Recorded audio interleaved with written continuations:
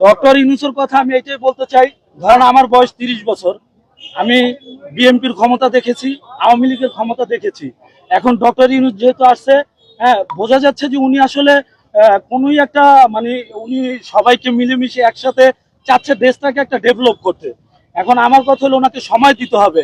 আমরা তো আওয়ামী লীগ বিএনপির সবকিছুই তো দেখছি না? তো এই লোকটাকে আমরা একটু সময় দিয়ে দেখি উনি কি করে। যদি উনি খারাপ কিছু করে, এটার জন্য তো বাংলাদেশ সারা পৃথিবীর মিডিয়া ওনার খারাপটাও তো ধরবে না? আমরা সেই সময়টা দিতে চাই। উনি ভালো করুক কিংবা খারাপ করুক, আমরা সেটা দেখতে চাই। দেখার জন্য একটু তাকে সময় দিতে চাই। সময় ধরেন একটা মানুষ যদি একটা কাজ করে, অবশ্যই কাজ করতে সময় লাগে। আপনি 1 বছর 2 বছরের ভিতরে আপনি কিছুই করতে পারবেন না।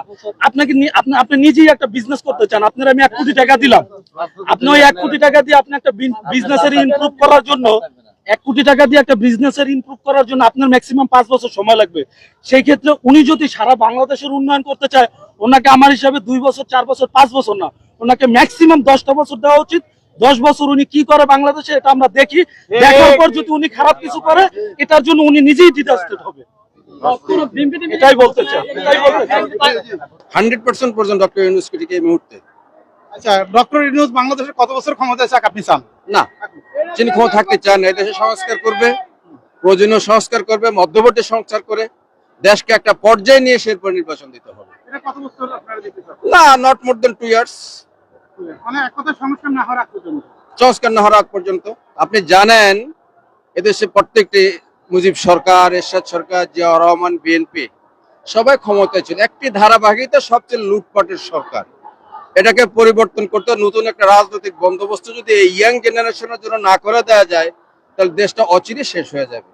দেশটাকে শতভাগ লুটপাটের দেশ হিসাবে রাজনৈতিক নেতারা এটাকে শেষ করবেন। এই জন্য দরকার হচ্ছে নতুন একটি রাজনৈতিক বন্দোবস্ত এবং এদেশে নতুন সংস্কারগুলি কমপ্লিট করে তারপরে যে দেশে নির্বাচন করা দরকার এবং যে গণহত্যায় জড়িত শেখ হাসিনা যারা আছে তাদেরকে বিচারের আওতা আনতে হবে। এর আগে কোন নির্বাচন হলে যে তিমির সেই তিমিরেই দেশ থাকবে, মানে আমাদের দেশের কোনো লাভ হবে না। কোনো লাভ হবে না। এটা হচ্ছে সবচেয়ে বড় কথা। আচ্ছা, ডক্টর ইউনূস আসার পরে যে এই রোহিঙ্গা ইস্যুটা সমাধান হয়ে গেল, এটা আপনি কোন দৃষ্টিতে দেখতেছেন? তবে এই কথাটা সত্য যে ডক্টর ইউনূস আসার পর 1,80,000 রোহিঙ্গা প্রত্যাবর্তনের যে বিষয়টি হচ্ছে, এটা নিশ্চয়ই একটা অ্যাচিভমেন্ট। এই সরকারের বিশাল একটা সাফল্য বলে। যেমনটি আপনি ধরতে পারেন শুল্ক আরোপের ক্ষেত্রে যখন নাকি আমেরিকা ট্রাম্প যখন যে ঘোষণা দিলেন বাংলাদেশ 37% শুল্ক আরোপ, তাৎক্ষণিকভাবে সেদিন যিনি বিদেশ থেকে থাইল্যান্ড থেকে এসে জরুরি সভা করে 3 মাসের জন্য স্থগিত চেয়ে দিয়েছেন। আমরা দেখতে পেয়েছি তার সাথে সাথেই 3 মাস স্থগিত করেছেন। এটা আমরা এই কথা বলতে পারি, এটা ইউনূসেরই একটা আন্দোলনের ফসল বলা যায়। আমি মনে করি আগামী 5 বছর ডক্টর ইউনূস স্যারকে দেওয়া উচিত। ইনশাআল্লাহ তিনি দেশকে অনেক উন্নতির দিকে নিয়ে যাবে। আমি তার সংস্কার যেভাবে তিনি যে সংস্কারগুলো চাচ্ছেন দেশে, সেগুলো অনেক সুন্দর সংস্কার চাচ্ছেন, কিন্তু কিছু পার্টি আছে যারা রাজনৈতিক পার্টি যারা দেশের সংস্কার দেশের ভালো চায় না। 15 বছর তারা অন্ধের মধ্যে গর্তের মধ্যে ছিল, এখন বের হয়ে তারা।